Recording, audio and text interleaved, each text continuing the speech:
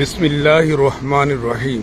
আসসালামু আলাইকুম রহমতুল্লাহি ওয়া বারাকাতুহু। প্রিয় শিক্ষার্থী, আপনারা কেমন আছেন?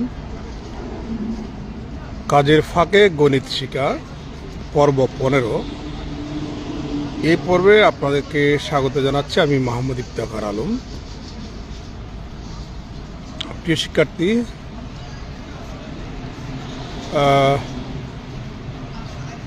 40 মিনিট পরেই আমরা 2026 সালে পদার্পণ করতে যাচ্ছি।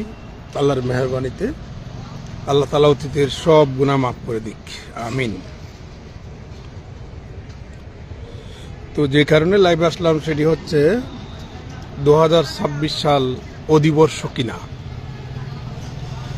শুরুতেই বলা যাক অধিবর্ষ কাকে বলে। অধিবর্ষ হচ্ছে, আমরা সাধারণত জানি এক বছরে 365 দিন। যে বছরে 365 দিন না হইয়া 366 দিন হয়, ওই বছরকে আমরা বলি অধিবর্ষ। অধিবর্ষে ফেব্রুয়ারি মাস 29 দিন হয়। অধিবর্ষ হওয়ার শর্ত কি? অধিবর্ষ হওয়ার শর্ত হচ্ছে দুটি। 1 নম্বর শর্ত, যে বর্ষ 4 দ্বারা বিভাজ্য কিন্তু 100 দ্বারা বিভাজ্য নয়, এটা একটা শর্ত।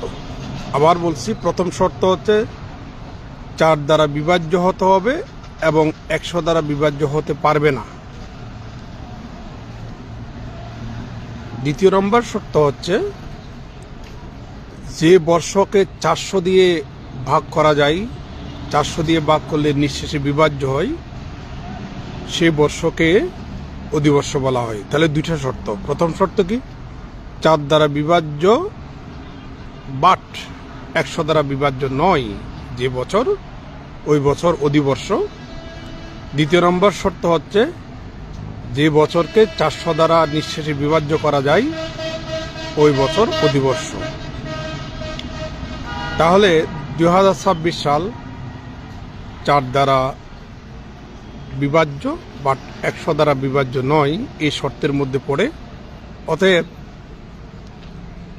2026 সাল অধিবর্ষ নয়। সে সুবাদে আমরা বলতে পারি 2026 সাল অধিবর্ষ নয়। ভালো থাকবেন, সুস্থ থাকবেন। আসসালামু আলাইকুম রহমতুল্লাহ।